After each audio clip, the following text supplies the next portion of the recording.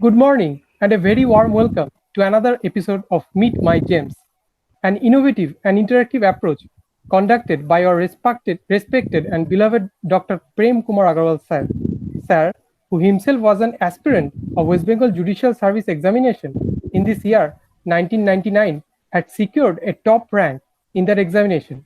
But later, he has joined the noble profession of teaching as his passion for teaching guided him to resign from the judicial service and to serve for the noble cause. He is currently the head of the postgraduate department of law at Hooghly Mohsin College.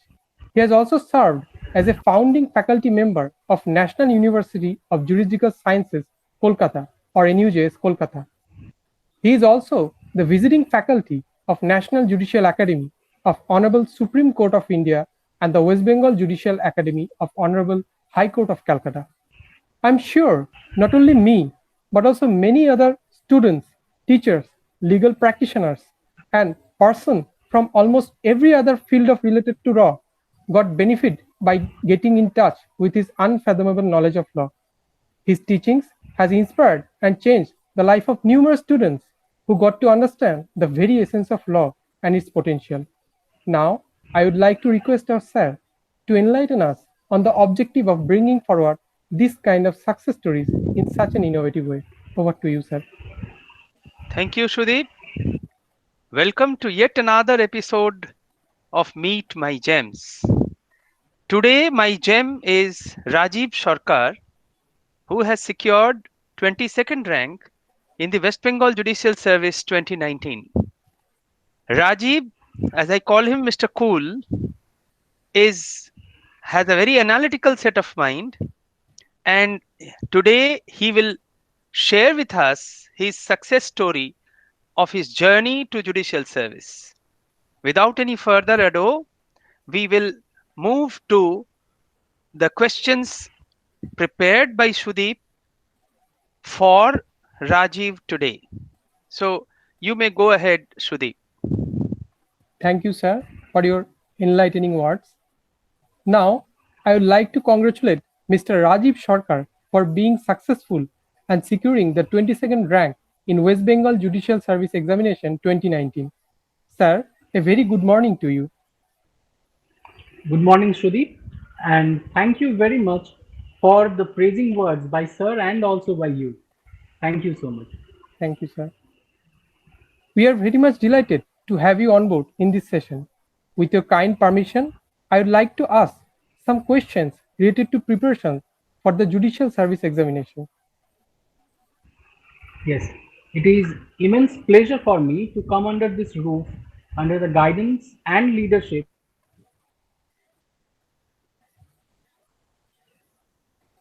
of our various legal professionals. Elite legal professionals are under the same roof, and we can share our own experiences for the benefit of the aspirants and other brothers and sisters. So, with the blessings of CERT, let us start the session. Thank you, sir. My maiden question will be how life changed after becoming a judicial officer, as it's a huge achievement and also a great responsibility on one's shoulder. Yes, after getting this kind of an achievement, obviously the life is bound to change. But as the saying goes, a crown of roses is at the same time a crown of thorns. So one has to be very much responsible and very much careful while handling the situation. The change in life can be analyzed in two aspects. The first aspect I would like to say is now our words, our views have a greater implication in the society, be it in the daily life or on the social media platforms. Whatever we share, our comments, they will now have a greater value in the eyes of many and will be exemplary in nature. So we have to act in a much more sensible and mature way. And on the other hand of this achievement, we will have to remember that we have gathered only a few drops of knowledge from this vast ocean, and yet we are still to continue our strive towards excellence, as it is also one of our fundamental duties under the Constitution. Remembering this, we have to keep ourselves grounded and our roots should be deep enough. That was very interesting indeed. As it is said, the meaning of life is to give life a meaning. So, from when did you want to become a judge, and which persons and incidents inspired you to follow this path? See, the dream of becoming a judge, rather taking up law as a profession, was never in my mind. After my class 10th, I had taken up science as the stream and I wanted to study physics. Parallelly, I wanted to have knowledge of literature. But after the HS examination, my father, who is a practicing advocate, wanted to see me in this chair, on this chair, because he has always in his practicing career worshipped the people sitting on this chair. So it was my father's dream to see me on this platform. After HS, he somehow convinced me to sit for the entrance examination, and he had promised me that you don't need to study law, at least sit for the exam. Somehow I secured a good rank, and then again he convinced me that law is going to offer me a good and secure future. And you can say he somewhat forced me into law. Obviously, the first 2 years of legal studies for me was pathetic. I did not like it at all. We had to study political sciences, sociology, all those kinds of subjects, which were very much different, a completely different world from my stream of studies, that was science. But in the third year, when I went for an internship under my father in the court and I saw the practical scenario of the court, I became somewhat interested in law. It was then where I met late Mr. Pallab Chakraborty, who was one of the finest judges I have ever seen still now in my life. He had a great knowledge, but sadly, he is no longer within us. He had met with an accident and has expired. So it was him who had inspired me. And as he called me his own brother, he always inspired me and was in touch with me. And it was his knowledge and his wisdom that attracted me towards this profession. It's very nice to know, sir. And it's very delighting to know that you have a keen interest on physics. We all have heard that a good teacher explains, but the great teacher inspires. In that context, please tell us about the role of mentor in your successful journey of becoming a judicial officer. Yes, the importance of a guru is beyond imagination. It is of utmost importance in one's life. In whichever field you want to go, your guru will imbibe the correct mindset that is required for achieving your goal. And in that sense, who can be a better guide than Dr. Prem Kumar Agarwal sir? As Sir had stated in one of these episodes, in the earlier episodes, I have seen those, that Dr. Manmohan Singh, our former Prime Minister, had once said that legal education is a sea of mediocrity with islands of excellence. And Sir, according to me, is one of the greatest and biggest islands of those. So I was very much lucky to have Sir by my side. And yes, one of my teachers had also said that preparing for the judicial service examination is like a commando training.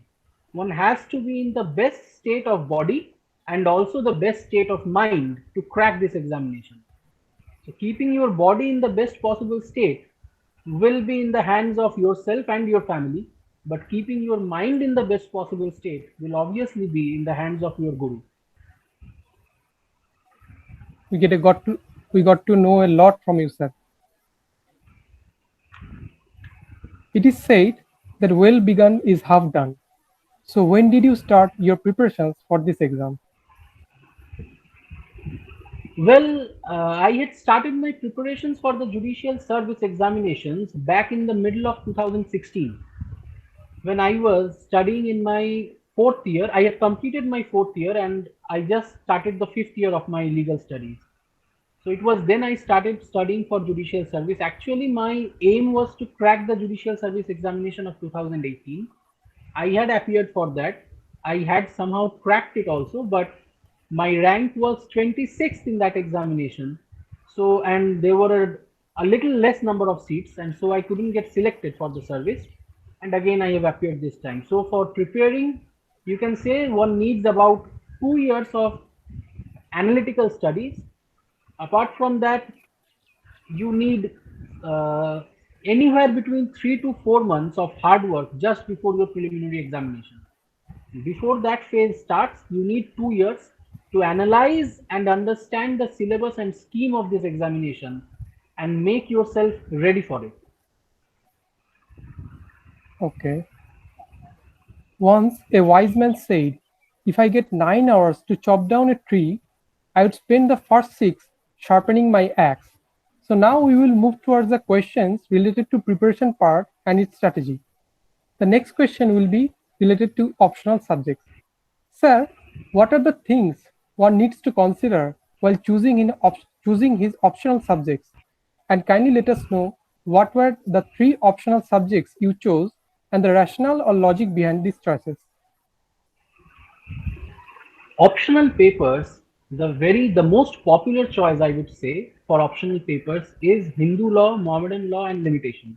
That is the most popular set of choice that people make for this examination. The rationale behind choosing these is that these three papers are there in the syllabus of your preliminary examination. So while you are preparing for your preliminary examination, you need to study all the papers, all the compulsory papers of your mains along with these three papers which you can take up as optional. So that is the most popular choice, and again these three papers are very scoring in nature. But for me, as I said earlier, in 2018 I had appeared and Mohammedan law proved to be a disaster for me because Mohammedan law is scoring. We have two groups in each set of question paper, Group A and Group B. In both Group A and Group B of Mohammedan law, you get various short answers, about 20 marks in Group A and 20 marks in Group B. There are 10 questions of 2 marks each in both groups. In 2018, I can say there were some terms, the meanings of which were asked, that were strictly Urdu or Arabic in nature, and I didn't know the meaning of those terms. Maybe I was lacking in preparation or something like that. So for that, Mohammedan law proved to be a disaster for me. So this time in 2019, I changed my strategy a bit and I took a partnership rather than Mohammedan law. So my choices were Hindu law, partnership, and limitation. Partnership is a very analyzed and systematic act, a short and a very easy act which is coding at the same time. So I would suggest take up partnership, Hindu law, and limitation for your optional papers. Thank you, sir. It will surely help to choose the optional, and we all got to understand the importance of course correction. Kindly enlighten us about the books, bare acts, and study materials for different subjects. All the subjects of law that you are studying for the judicial service, you will need to study the bare acts in depth. There is no denying the fact that if you do not have a thorough systematic knowledge of your bare act, then you cannot crack this examination. I can share one of my experience with you. When I was in my LLB days, what I used to do, I when I was just going in, before going in for examinations in my LLB days, I used to study the first 3-4 pages of my bare act. Those pages were for the contents of the sections. The contents were there, and my friends used to tease me that you are studying only the contents and going in to give the examination. What is the logic behind this? What I used to do was that I tried to imbibe within myself the scheme of the act, and that helped me in my examination. The same thing I did for the judicial service. From bare acts, if you can take in the logic and the proper systematic orientation in which the bare act is written, then your work is half done. I believe that. After that, yes, after having a thorough knowledge of the bare act, you need to study the relevant textbooks of each and every subject, which will help you to form answers in depth, in details. Apart from that, for judicial service, I can suggest the Universal Publications Guide to Judicial Service Examination, the book. which is very logical, and I would say you can go through the syllabus of judicial service within a very short span of time if you have that book. I won't say it is detailed, I won't say it is complete or it is enough for your judicial service studies, no, but it helps. It is a good book. Apart from studying your bare acts and the textbooks of each subject, you can take the help of this book. So this should surely help regarding the books. On a lighter note, we all are familiar with the tagline, পড়তে হয় না হলে পিছিয়ে পড়তে হয়. So we want to know from you, sir, that how much time one needs to devote to prepare for this exam, and how was your daily schedule in various stages of preparation? Yes, পড়তে হয় না হলে পিছিয়ে পড়তে হয় ঠিকই. We have to study hard. There is no denying the fact. Various stages, I would like to divide the phase of becoming a judicial officer into three phases. I would like to do that. The first phase, as I said, when you are analyzing and preparing yourself for the examination, is like what example you gave of sharpening the axe. It is just kind of that. So as I said earlier, you have to devote at least 2 years to study, to analyze and understand the entire scheme of the examination. Now, when you are prepared, then the phase of hard work begins, which should be about 3 months prior to your preliminary examination.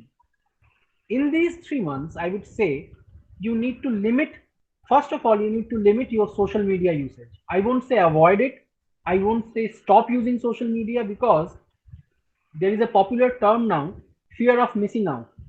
That fear of missing out will create anxiety within you, which is not good for your mental state of becoming a judicial officer, of cracking this examination. So limit your use of social media. Don't avoid, don't stop it. Social media is again beneficial. There are certain pages that provide you current affairs and GK on a daily basis. There are certain YouTube channels which give you detailed discussion of laws, of various topics of laws which are required, which are needed. Then I used to have some apps in my phone which had certain MCQ questions of each and every paper, which I used to solve on those apps. So those are beneficial on the social media platform. Then I would say you need to eat healthy food to keep your health in a proper way. In the last 3 months that I am saying, you have to study somewhere between 12 to 15 hours a day in the last 3 months. 12 to 15 hours a day. What I did, what worked for me was that my father bought an air condition for my room. I got my room air conditioned and I locked myself in that room for 3 months. 3 months I had no touch with anyone apart from a few selected friends and obviously my mentor, my guide. I just went out of the room to use the washroom. Even my food was given in the room by my mother, and I sat in the room the entire day. There was no routine. Suppose you make an action plan. I would not say routine, because routine is a very general term which is not sufficient for cracking this examination. You need to have an action plan and you need to strictly follow that. Suppose you set up that, what I did, that I used to take up one subject at a time and I set up the goal that I am going to finish this subject within 3 to 4 days. So if I am given 4 days for a subject, then I must finish the subject within that time. It doesn't matter if I can finish the subject in 4 days, studying 2 hours a day, I will do that. And if I need to study, say 22 hours a day, I will do that. It doesn't matter how much time a day I want to give to the subject, I have to complete it within 4 days. So that is the thing, you need to stick to your action plan. So surely this detailed discussion will help to set out a plan for the aspirants. Sir, what was your strategy for compulsory subjects like tort, contract, and how to deal with vast subjects like CPC, CRPC, IPC, and evidence?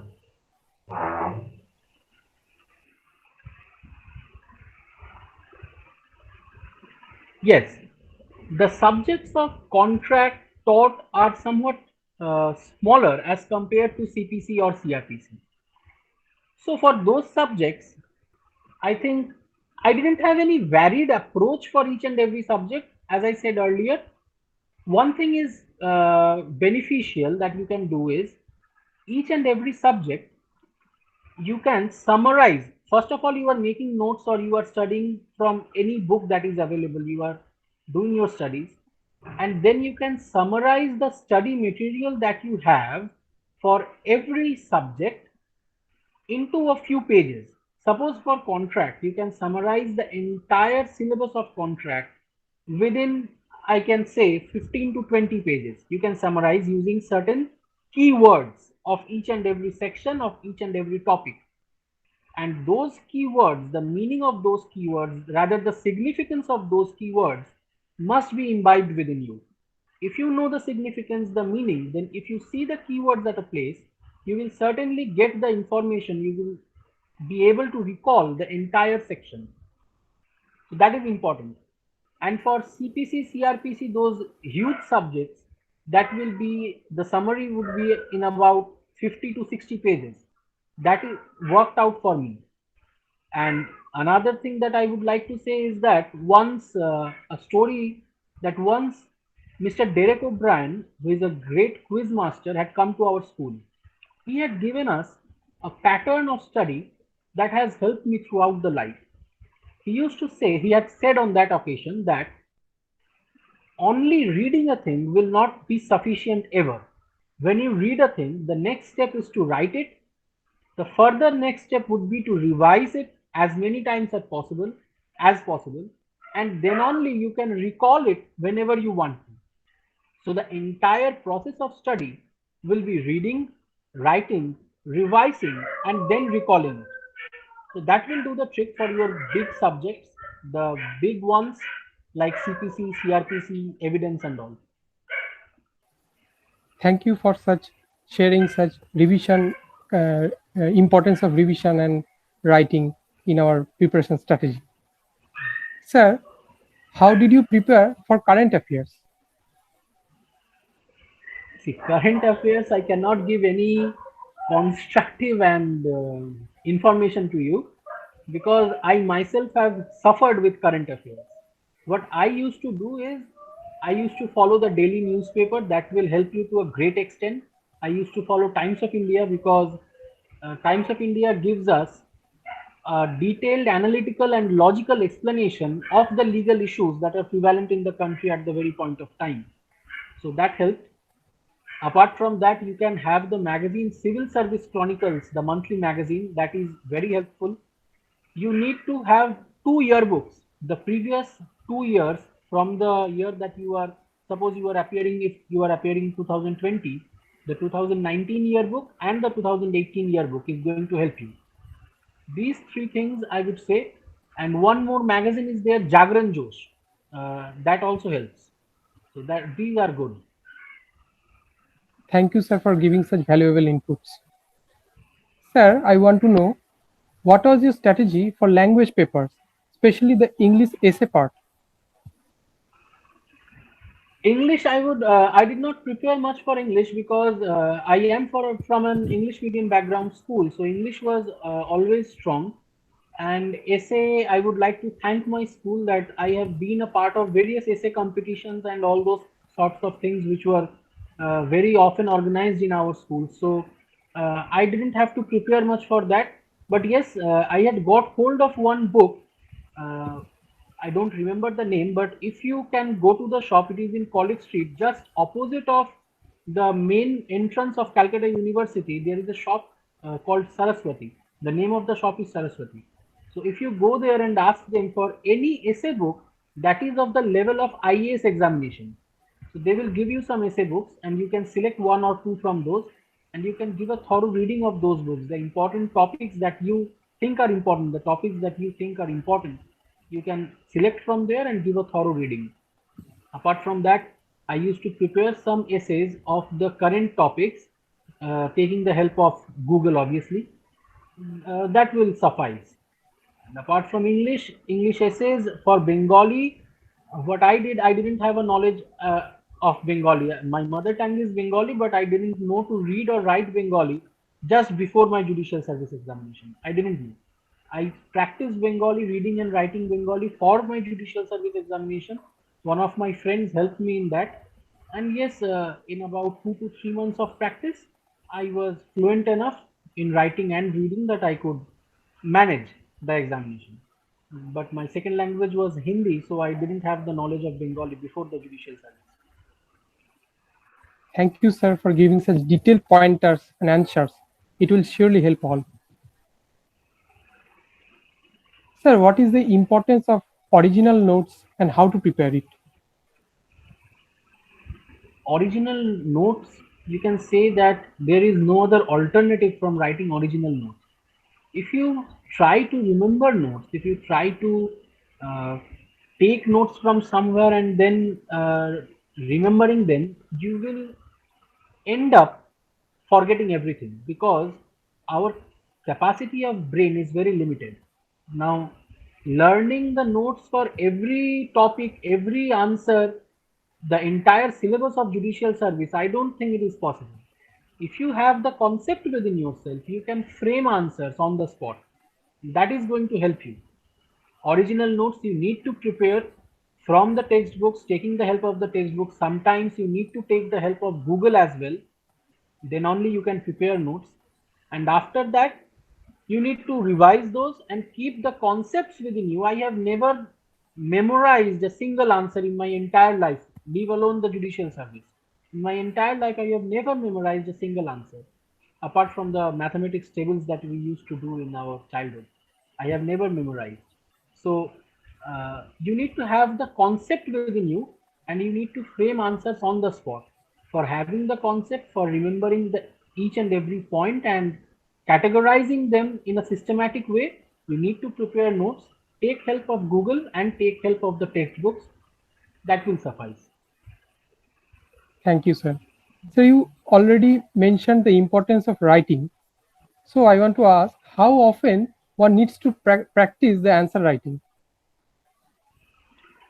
See, practicing answer writing is important, but I would say you need to solve the 10 years question paper. That will help you in practicing your writing skills. Uh, Writing every answer more than twice, I don't think it is important. Twice you need to write. First time you are making the notes, and second time after you study the notes, you need to write the answer to check whether you can remember each and every point of the note. But then after that, you cannot give so much time on each and every answer or each and every topic rather, that you can write it for 3 or 4 times. I don't think so. But yes, if you complete the 10 years question paper answering those, then you will come at the end, you will see that yes, each and every topic is being revised and written near about 3 to 4 times. In the 10 years question, each and every topic is repeated thrice or sometimes 4 times. So complete the practice of the previous year's 10 years question paper, that will do. And relevant answers, if you take particular answers in question while practicing or while preparing the answers, write them twice, that will do. Okay, sir. As we all know that we get only 3 hours for a paper, and in that context of time management, what should be the answer pattern and the importance of illustrations and case laws for 5 marks, 10 marks, and 20 marks questions? Yes, that is a very good question. This 3 hours time has to be managed very intelligently, very efficiently rather. See, as I said earlier, you have two groups in each and every paper, and in judicial service, you need to make two separate answer scripts for the two groups. So, what is the problem that is faced is, first of all, in judicial service or in every examination, I would rather say your copy must be very neat and clean. By neat, I would not say decorated because my own handwriting is not so good, but it has to be neat and clean. You have to keep a good margin, if possible, on all the four sides, if not possible, at least on two sides. After each and every answer, you need to draw a line. You need to use the black and blue pen. You are writing the important points in black pen and the remaining answer in blue pen. And after that, if you are taking extra sheets, which you will obviously take, then you need to stitch those extra sheets in the proper group answer script. If you stitch the sheets of group B's answer into group A, then it is of no use. You have to stitch them in the proper group answer sheets. So this entire thing will take away 20 to 30 minutes from your 3 hours. If you are getting 3 hours to write answers, drawing of margins, then decorating the paper, arranging the answer scripts into two separate groups. So that will take away about 20 to 30 minutes, and stitching them properly. Don't forget to stitch them properly. It should not happen that you have written 5 pages and the examiner gets only three. 2 pages go away. Don't. It should not happen. Stitch them properly. So in the remaining time, what you need to do is that first you find out the areas of strength that you have in the question paper. Answer those questions first. And if you do not know the answers to certain questions, do not know in the sense that if you are a little less confident about those, answer those later. And the marks distribution, as you said, 5 marks, 10 marks, 20 marks, there is no such approach in judicial service. This approach is entirely of the LLB days, where we used to hear from our teachers as well that if you have a 20 marks answer, you are expected to write about 12 to 14 pages. That doesn't work out for judicial service. If you go to write 12 to 14 pages for a 20 marks answer in judicial service, you will not be able to complete your answer script. I used to write for 5 marks 1 page maximum. For 10 marks, it would be 2 to 2.5 pages, and if it is for 20 marks, it would be about 4 pages. That was good. What you need to do in judicial service while writing the answer is that you need to explain to the examiner that yes, I am fit for this exam, for this service, and I know the concept of this topic. That you need to explain to the examiner through your answer. So for that, you need to emphasize on every logic, on every point. You cannot afford to forget any point. Apart from that, there is no need to make the answers lengthy. Illustrations, yes, for 5 marks you can give one illustration. For 10 marks you can give two. And if you have 20 marks, give illustrations and examples. If you have the knowledge of case laws, give some case laws. I personally couldn't give case laws because I couldn't remember the case laws. That was my fault. My lagging behind point was I couldn't remember case law. So apart from the paper of tort, I don't think I have written case laws in any of the papers apart from tort. So that is it. If you can remember, you can give it. If you don't, it is not at all mandatory that you need to mention case laws. But if you mention case laws, remember, don't be wrong. If you mention a wrong case law in a wrong context, the entire thing will be useless. Rather, it will act as a minus point for you. And if you are giving citations, those citations should also be correct. You cannot afford to give incorrect citations. Thank you, sir, for these valuable inputs. It will surely prove beneficial for framing answers. Sir, how an aspirant should use the 1 month time between prelims and mains? Yes. The first thing, when you return from after giving your preliminary examination, when you return home, the first thing you need to do is that believe that you are going to crack the preliminary examination. If you don't believe in yourself, then you are never going to get enthusiasm to study for your mains. The results of the prelims will come in due course of time, but first thing you need to believe that yes, I am going to crack this examination. After that, you can take a break of 1 or 2 days in the maximum. From the third day, start your studying again. From ground zero, I would say. Start preparing yourself again.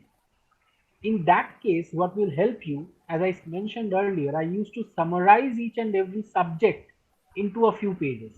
For contract, as I said, I had summarized the entire contract act into about 10 to 20 pages, the entire CRPC into 50, 60 pages. So that helped me in that short span of time to revise the subjects. If I have such summaries with me, then I can easily give 2 or 3 revisions in the gap of 1 month between prelims and mains. So that has helped me a lot. you can prepare these topics, these subjects in the summary way, as I said. That will going that is going to help you.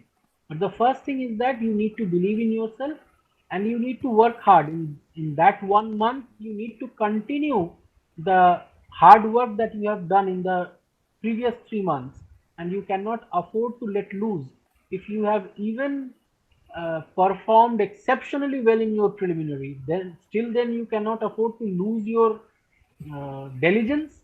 And even if you are not even if you have not performed that good, but somehow you have cracked the preliminary exams, then also you cannot afford to lose hope. You need to continue the hard work. It surely shows the importance of making summary for each subject. Thank you, sir. Sir, I want to know how to utilize the time which is hardly available within two main papers on the day of examination. Yes. So, in this context, first of all, hydrate yourself. The first thing that you need to do after you finish one paper and you have a break before the second paper, hydrate yourself, have something to eat. Don't be tense, don't make yourself sick, because on the next day, the very next day, you again have two papers. The second thing that you need to do is forget whatever has happened in the examination hall in the previous paper. If you have done exceptionally well, don't let that come in way of your studies or your concentration. If you have not done that well, don't let that dishearten you. And about revisions, if you want to do some last minute revisions, you can have, I think, a maximum of 15 to 20 minutes for that. You can revise a few sections if you are forgetting them. Apart from that, no revision work can be done at that point of time. Hydrate yourself properly, have something to eat, keep your cool, and and keep your confidence and perform well. That's the thing that you can do at that point of time. Apart from that, there is nothing else to do then. And be safe, don't roam about in front of the PSC. It is a busy road. So it is very helpful to know about these practical things. Sir, many of us wanted to know how did you balance your social life while you were preparing for this examination? uh, as I said earlier, that I had locked myself for 3 months in a room. So obviously I was cut off from the social life. But yes, I was active on social media. And social life, I didn't have a social life for the last 3 months. I didn't go for any occasions, any family gatherings last 3 months before my preliminary examinations, and even the 1 month after that, before the mains examination.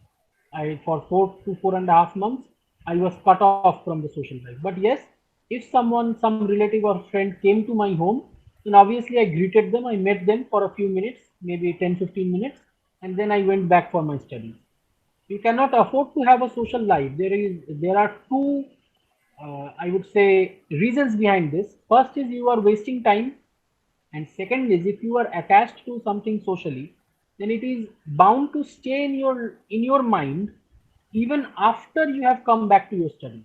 Suppose I go to a neighbor's house or to a family member's house, whatever I do there, or a occasion, whatever I enjoy over there, that is bound to stay in my mind for a next couple of hours when I return back to studies. So that will be terrific. That will be bad. That will be very bad for your studies. So you have to cut yourself off from all those things. Thank you for explaining the rationale behind not having very active social life. Thank you, sir. Sir, had you kept anything as your backup career plan, such as LLM or law practice? Yes, law practice has always been my backup, because, as I said, my father is a practicing advocate, so that is always there. In 2018, when I failed to crack I would not say failed to crack, when I was not selected because of my rank, then I started to think to take up academics as a backup. So in 2019, I had sat for the LLM entrance examination of Calcutta University, and I cracked it. I got admitted in the LLM course in 2019, but then again in 2019, I have been selected for the service, and so I had to leave it in the middle of the course. Okay, sir. Now, we would further like to know whether having an experience of practicing in the court gives the aspirant an advantage or it doesn't make any difference. It obviously makes a huge difference. It is a huge difference. If you are practicing in a court, as I said, that I went for internship and my short practicing career was also under my father for, I would say, maybe 6 months or 1 year to the maximum. So it was also under my father. That was completely in the criminal side. My father is practicing criminal law, so that was completely in the criminal side. For this, even in my third year, when we had CRPC as a subject, and I went in for internship of criminal law, even at that time, I didn't have to study CRPC so hard because I could see the sections at life. I could see the sections move in front of me in the court. So that was giving me a great practical sense of knowledge, and I didn't have to devote so much time and attention in mugging up the sections. But then I didn't have any experience. I still do not have any experience of civil practice. So for me, CPC is very uh, tough, I would say. I need to learn the sections, I need to understand the concepts very well, but I don't have any practical knowledge of those. I have never seen a civil proceeding. So yes, practice helps you. Practice is immensely important. There are my some of my friends who are my batchmates who have cracked the judicial this year. They have had a practicing career on the civil side. So for them CPC is easy, but they don't have the concepts of CRPC as I do, not to my level. So that helps. That is the difference. If I am practicing criminal, my criminal side will be stronger than civil.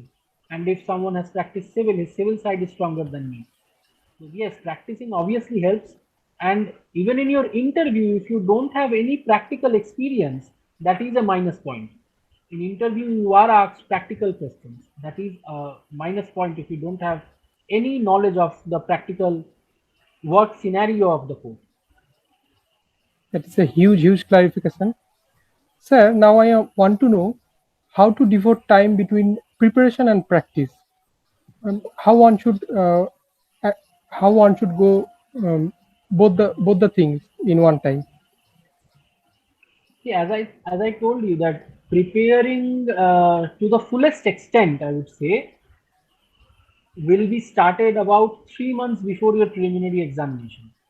So that takes you to the month of, I guess, January or February of the year when you are preparing, when you are planning to give your examination. If you stop your practicing in January or February of that year, that is enough. Before that, you are just analyzing and making yourself comfortable with the syllabus and scheme of the examination. That will take you about 4 to 5 hours a day will be a maximum, and then you can afford to have a practicing career. It doesn't make any difference. But after January or February of the relevant year when you are giving the examination, you cannot go for practice. Even I stopped going to practice in January of 2019. So at that time you need to give 12 to 15 hours to your studies every day. So obviously you cannot have any time to devote to practice. That is the thing. The last few months you cannot go for practice. For me at least, I didn't go. And before that it is good. You can go. And that will rather help you. This is a very valuable input, sir.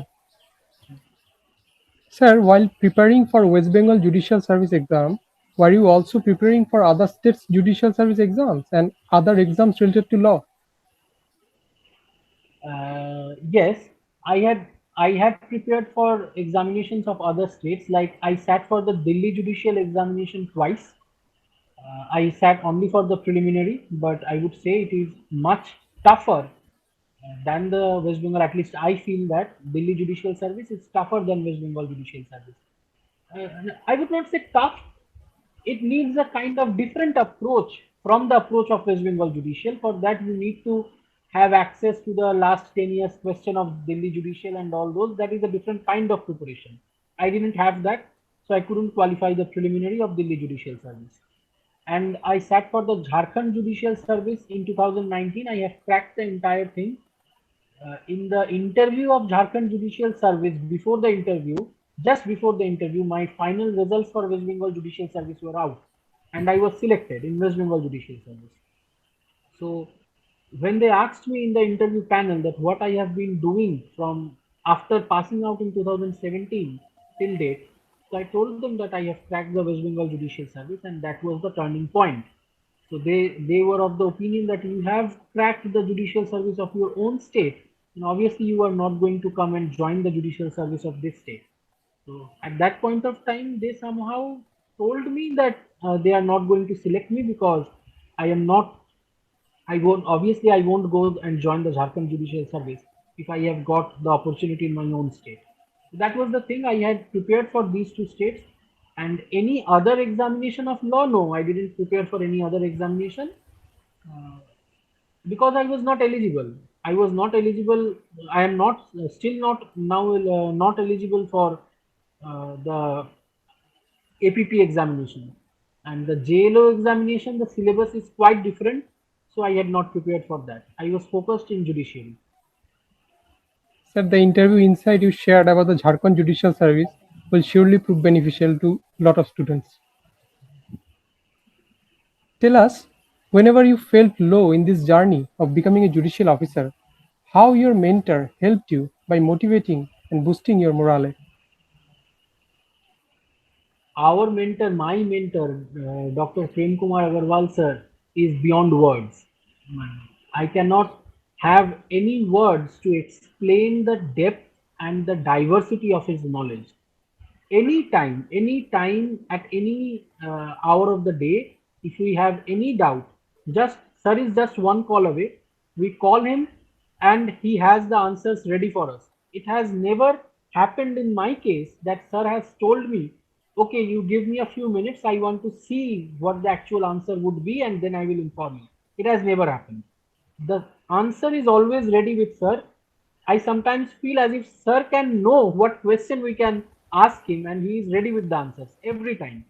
So yes, whenever I felt low, whenever I felt that maybe I will suffer and I cannot crack the examination, any doubt I had, sir always cleared those doubts. And as I said earlier, that he used to imbibe the correct mindset within us, that yes, you can do this. And there are so many success stories that sir has, that you will obviously be inspired by them and inspired by sir himself. So yes, sir was always by our side, and he never let us feel low actually. Whenever we were in some kind of trouble, we called him. He was always on the other side of the phone, and he was always beside us. So he never let us feel low. That is the thing I would like to say. Sir, it is very inspiring, motivating, and reassuring to know about it. As it is seen, failure is not the opposite of success, but it is foundation of success. So in this context, how to cope up with failure and how to overcome the fear of it and to try once again. See, failure hurts. It obviously hurts. In 2018, as I said earlier, my rank was 26 and there were about 24 seats. After the 24 seats were filled up, one candidate did not join, and the 25th candidate was also called in for joining, and I was at the 26th number. So that was a very close miss.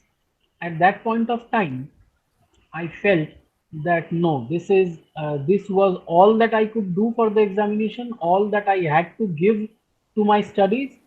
So if that is not sufficient, I cannot do it. At that point of time, my family was by my side.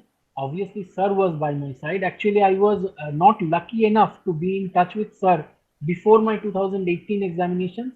If I would have been in touch with sir, then the situation may have been different. I may have been selected in 2018 itself. But then, as luck goes, in 2019, I was lucky. I got in touch with sir. Sir was always by my side, and my family was there, who motivated me and boosted me up. And then my experience of 2018 proved to be of great importance in 2019. You would not believe me if I say that in 2019 I had taken 50% of the strain that I took in 2018, and see, I am successful this year.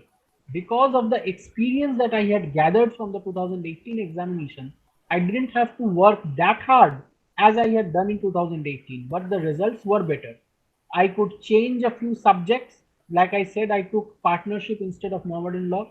I could identify the areas where I was weak. I worked on those areas and it was done. So obviously failure hurts, but use failure as a pillar or a step to success, and not as a chain that will bind you and not let you succeed in life.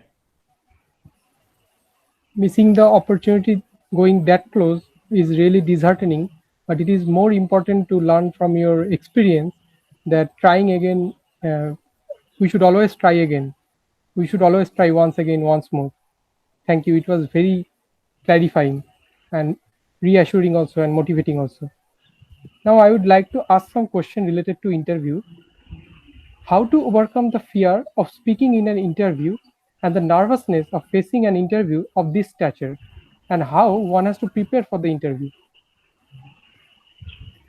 Preparing for the interview, I would give the thanks to my school. My school has given me the opportunity to be in touch with so many good, I would say, teachers and guides. We had mock interview sessions in our school in which some specialists came from outside and prepared us for the interviews that we are going to face in our career, and then in our professional career. Then I had the opportunity to have mock interview sessions with Prem Agarwal sir, and he has helped me a lot. He has guided me in every field, the way one should enter the interview room, the way one should sit, the way one should greet the people on the other side. And yes, confidence about, I can tell you that Prem sir, before going in for the interview, when our results for the mains examination came, Prem sir told us that for interview, he gave us a phrase that confidence has to be at its peak, knowledge has to be at its best, and humility has to be at your command. These three things are very much necessary for your interview. Confidence at its peak, knowledge at its best, and humility at your command. So that worked out for me. Apart from that, I used to see a few interview videos of successful IAS candidates. They are available on YouTube. You can see those. Those are helpful. And a few interview techniques. There are interview training videos in on YouTube as well. So that helps. And facing interview of this stature, obviously, it is difficult. But then you have to be confident. You cannot help. You cannot help it. You have to do it. So kindly tell us about your overall interview experience and the questions asked in it. Overall interview experience, I would say it is very friendly. The atmosphere is very friendly. You just don't need to worry about anything. But yes, be polite, be humble, and be yourself. I would say be yourself in the interview. What they check is whether the candidate's personality is suitable for this job or not. So if you are not humble, if you are not polite, and if you are not yourself, that is, I would say, if you are trying to be someone else in the interview, if you are not true to yourself, then obviously you won't be selected.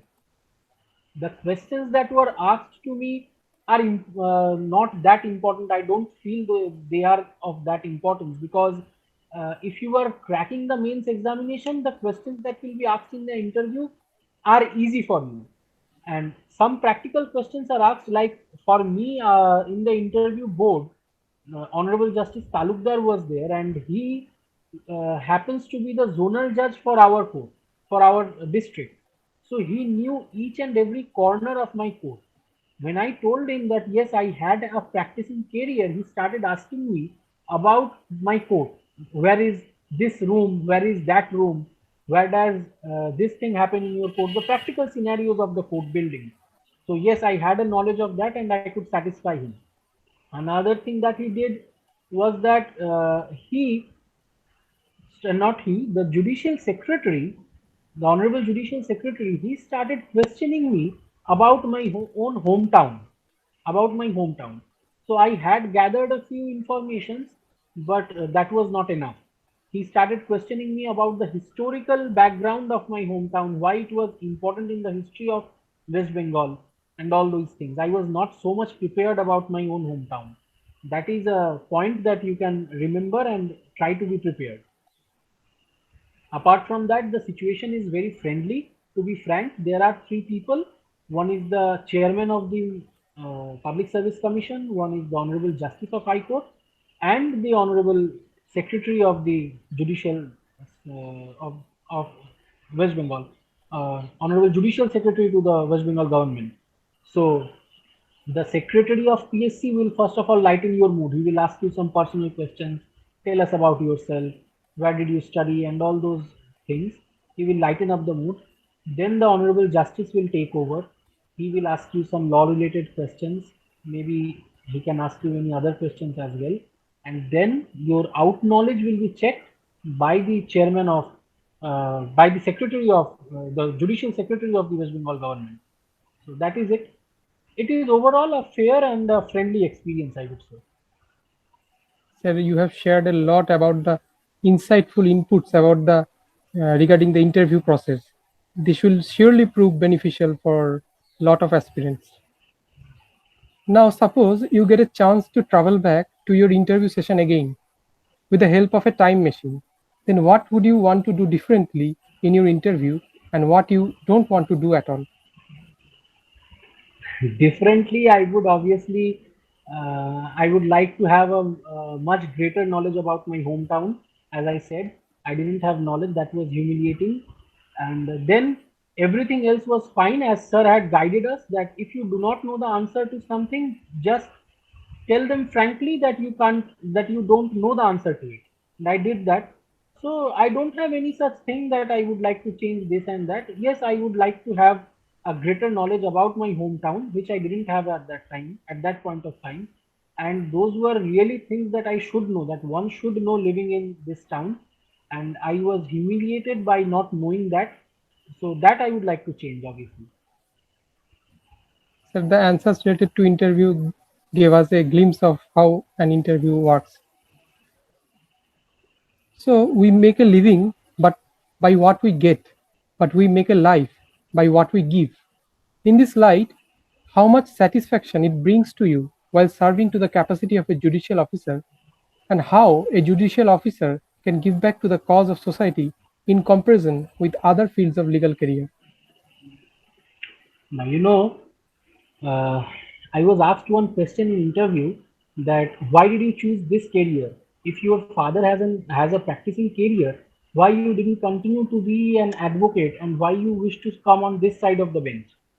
So the answer that I gave was, being an advocate, I can only plead for justice, but being on the bench, I can deliver justice. So Justice Talukdar was of the opinion that this kind of speech would be great for the United Nations uh, conference, and he was very impressed by my answer.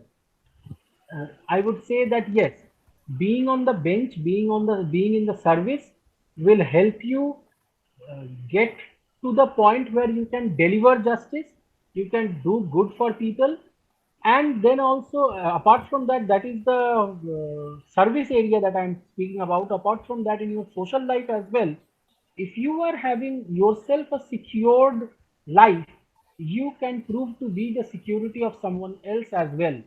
Suppose in this trying times, in these times of the corona pandemic, if I was in the service in from 2018 and if I would have been appointed, then I could have helped many poor people around me. But I couldn't do so because of some other reasons, because I am still not appointed in the service. But yes, if you are secured yourself, then you can be helpful for others as well. Apart from the service life, you can have a social life that will be beneficial for many. So that was very inspiring and motivational to hear from you. Now, to lighten up the mood a bit, a quick rapid fire question answer round. Bengali or English? English. Smart work or hard work? Smart work or hard work? Work hard in a smart way. Okay. Books or handwritten notes? Handwritten notes. Constitutional practice or criminal trials? Criminal trial. Physical classes or online classes? Physical classes. School or college? Oh, obviously school. Everyone gives this answer as the same. Seminars or webinars? Seminars.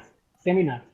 See, we are still in our country, we are not in a stage to imbibe online classes and webinars to the fullest extent. The signal strength, the reach of internet is still not to that level. So seminars.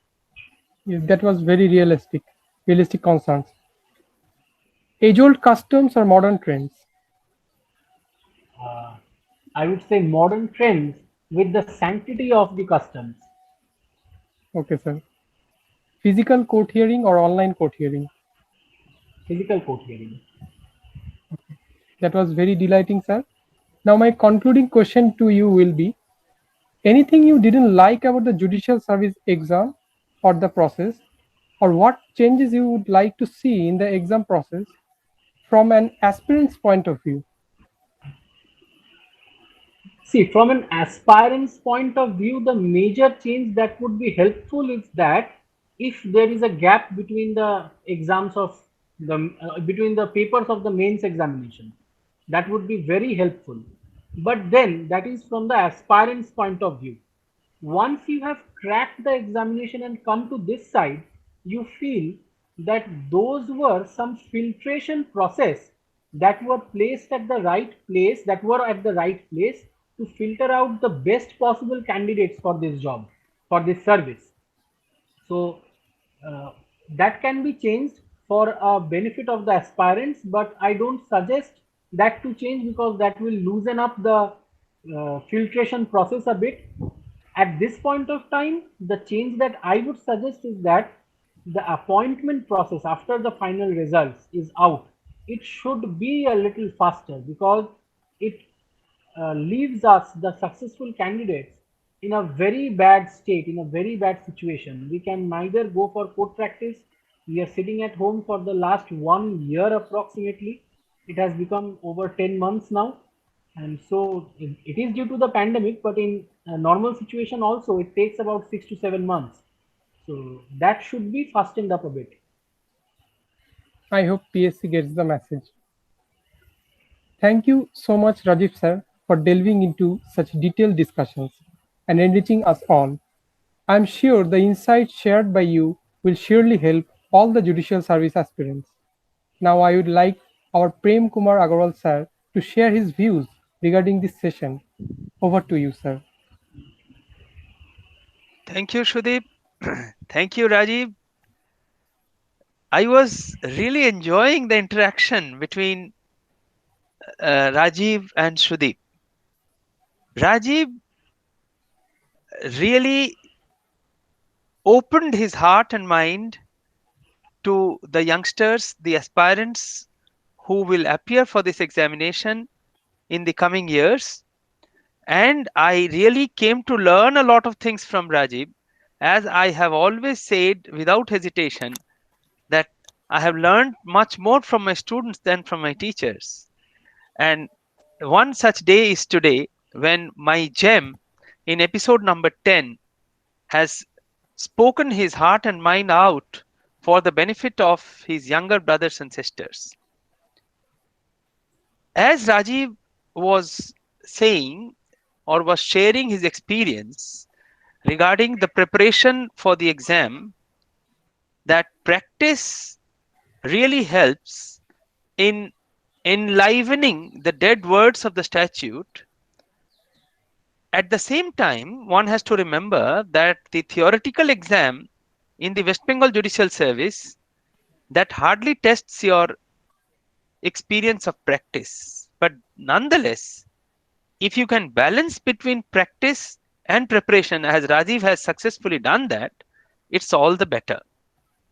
More so, it helps you a little bit in your interview session. But then the primary area of cracking the mains examination of judicial service is to study the theory very hard and properly. Thank you, Rajiv, for your insightful answers, and Shrudeep for your very well thought questions, which brought out the best from Rajiv. All the best, Rajiv, for your future, and Shrudeep. Thank you. Thanks a lot. Shrudeep. Thank you, sir. Rajiv sir, I want to thank you very much for sharing your valuable views and experience with us. This will surely help a lot. I want to congratulate you once again and I wish you all the very best. Now, I want to thank on behalf of all the judicial service aspirants to our respected and beloved Dr. Prem Kumar Agarwal sir for conducting this series, Meet My Gems. Sir, I can't thank you enough for giving such an opportunity to interact with a precious gem like him. I shared this privilege with all the aspirants of judicial service examination, and I want to thank you again from the bottom of my heart for helping in every possible way by teaching, guiding, and mentoring many students like us. Viewers, kindly share and subscribe to this channel for many such informative videos. Thank you all and have a very good day. Thank you.